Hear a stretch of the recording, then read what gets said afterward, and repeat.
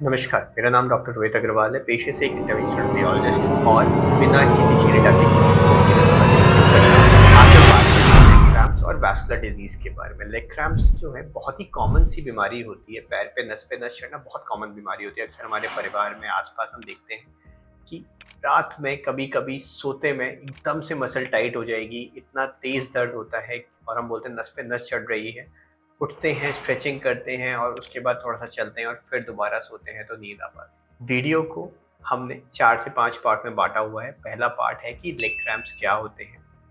दूसरा पार्ट है कि लेग क्रैम्प्स होने का मुख्य कारण क्या होता है?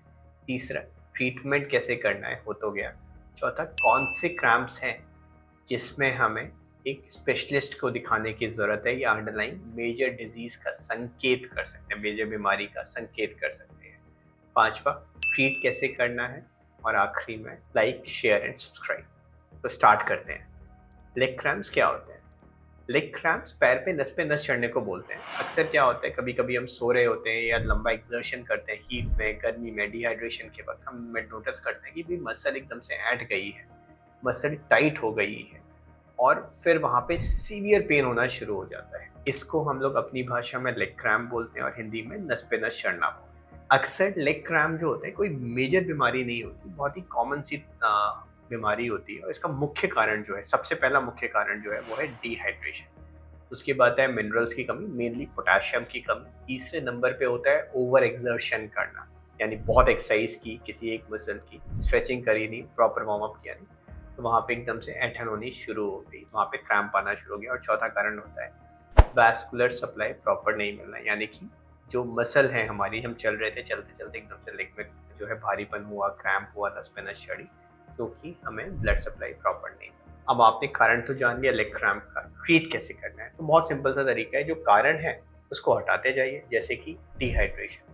तो डिहाइड्रेशन से कैसे बचना है? दो चीज़ें करनी है। पहला, कोई भी ऐसी ड्रिंक जो कि शरीर से पानी को निकालती है, यानी डायूरेटिक होती है, उसको अवॉइड करना है, जैसे कि carbonated drinks, alcohol beverages and caffeinated drinks. हम बहुत ज़्यादा कॉफ़ी का सेवन करें, कार्बोनेटेड ड्रिंक्स का सेवन करें, अल्कोहल का सेवन करें, तो उससे हमें लगता है पेशाब बहुत ज़्यादा आता है एंड शरीर से पानी की कमी होती है, जिसकी वजह से क्रैम्प हो सकते हैं, या फिर स्वेटिंग बहुत ज़्यादा अगर हो रही है हमें तो उसकी वजह से भी क्रैम्प हो सकता है। एक तो हो गया कि इन ड्रिंक्स को अवॉइड करना, और दूसरा क्या हुआ, पानी खूब पीना और साथ में मिनरल्स वाला पानी पीना। मिनरल्स वाले पानी पीने का क्या मतलब हुआ? नारियल पानी पी लिया जी, नमक चीनी का घोल पी लिया, गर्मी बहुत हो रही है, ओआरएस पी लिया या नारियल पानी पी लिया। दूसरा होता है मिनरल्स की कमी की वजह से, तो वो फ्रूट्स खाइए जिससे कि मिनरल्स हमारे शरीर को ज़्यादा मिले, जैसे कि केला हो गया या नारियल पानी हो गया, ये पोटेशियम का अच्छा सोर्स माना गया है।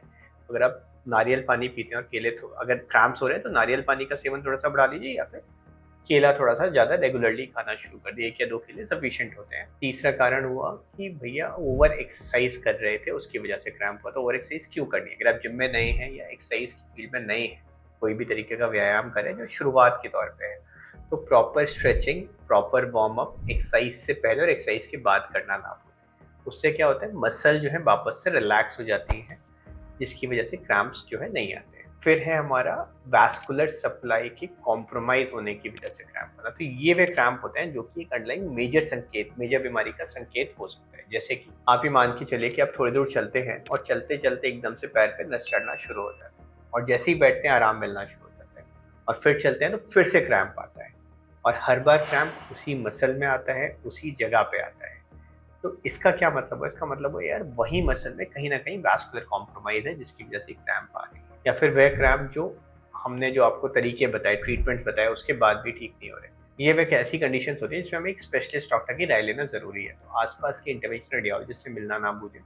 और कुछ टेस्ट होते हैं, बेसिक टेस्ट हैं, जो कि जो भी डॉक्टर आपको एडवाइस करता है वो कराना है, अपनी मर्ज़ी से नहीं कराना। जैसे कि कलर डॉपलर हो गया, एबीआई हो गया या फिर डीएसए हो गया, सीटी एंजियोग्राफी हो गई। इन टेस्ट के माध्यम से हम अंडरलाइंग वैस्कुलर कॉम्प्रोमाइज़ को देखते हैं और ट्राई करते हैं कि उसको ट्रीट कर दिया जाए। तो मुख्य तौर से 2 तरीके के क्रैम्प, रेगुलर उसी जगह पे आना, रिपीटेड एक्टिविटी के बाद आना, आराम करने से, जैसे ही आराम करते हैं आराम मिल जाना, वापस से एक्टिविटी करते हैं तो फिर से क्रैम्प आना, या फिर सारी दवाइयाँ, सारा कुछ लेने के बाद भी क्रैम्प परसिस्ट कर रहे हैं। तो ये 2 क्रैम्प्स हैं जिसके लिए आपको डॉक्टर की सलाह लेना ज़रूरी है। बाकी चीज़ों के लिए पानी खूब पीना है, मिनरल्स रिच फ्रूट खाना है, जो मैंने आपको प्रिकॉशंस बताए वो फॉलो करना है, तो क्रैम्प मोस्टली अवॉइड हो जाएंगे। तो अगर हमारा वैस्कुलर कॉज की वजह से क्रैम्प आता है तो ये संकेत हो सकता है अभी अंडरलाइंग वैस्कुलर डिजीज का। तो इसको कैसे पहचानना है? एक तो क्रैम्प के science and symptoms, regular, recurrent and same position, same activity की बात आना। दूसरा, आप नोटिस कर सकते हो कि भाई आपके हाथ पैर जिस तरफ क्रैम्प आ रहा था वो ठंडा पड़ रहा है। दूसरी लिम्फ के मुकाबले, दूसरे पैर के मुकाबले इस पैर का टेम्परेचर थोड़ा कम है। पेरिफेरल पल्सेस जो है हमारी, है ना, जो धमनियों की धड़कन होती है, वो हमारी प्रॉपर हम महसूस नहीं कर पा रहे। तो ऐसे में हमें ट्रीटमेंट की जरूरत होती है। इसका मुख्य ट्रीटमेंट जो होता है दो तरीके से किया जाता है। एक, दवाइयों की मदद से, एक्सरसाइज की मदद से, और दूसरा रीवैस्कुलाइजेशन, यानी कि जो नस पे सिकुड़ी हुई है उसको खोल दिया जाए।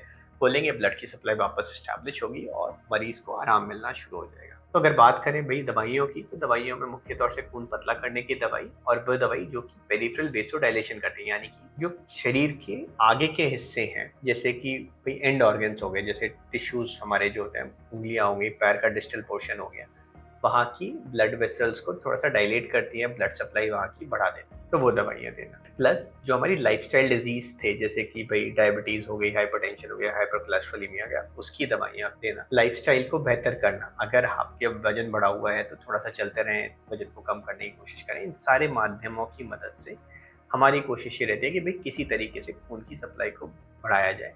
प्लस प्लस प्लस प्लस, इसलिए बार बार इसको एम्फेसाइज कर रहा हूँ, एक्सरसाइज। एक्सरसाइज से क्या होता है, छोटी छोटी नई नसें बनना शुरू हो जाती है, जिसे हम अपनी भाषा में बोलते हैं नियो एंजियोजेनेसिस, यानी कि छोटे छोटे कोलैटरल पाथवेज बनेंगे जिसकी मदद से भी ब्लड सप्लाई प्रॉपर रिस्टोर होगी और हो सकता है हम एक मेजर सर्जरी से बच जाए। तो क्या करना है, दवाइयाँ खानी है जो डॉक्टर आपको प्रिस्क्राइब करता है, प्लस एक्सरसाइज करनी है, रेगुलर एक्सरसाइज करनी है, जिससे कि नए छोटे छोटे रास्ते खुले और ब्लड सप्लाई प्रॉपर उस ऑर्गन को, पैर को मिलती रहे। फिर आते हैं रीवैस्कुलाइजेशन। रीवैस्कुलाइजेशन का मतलब क्या हुआ कि भाई नस को खोल देना।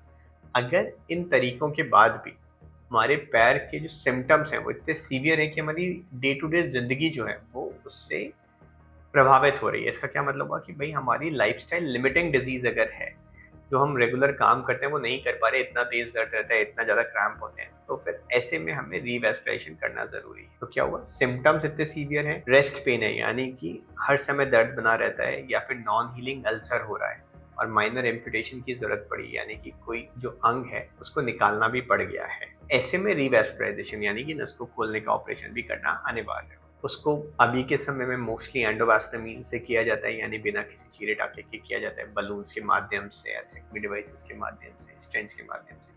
उन सब पे भी हमने वीडियोस बना रखे हैं, आप चैनल को देखेंगे तो आपको मिल जाएगा। तो एक छोटी सी बीमारी लेग क्रैम्प इसीलिए इम्पॉर्टेंट है क्योंकि एक बड़ी बीमारी का संकेत हो सकती है।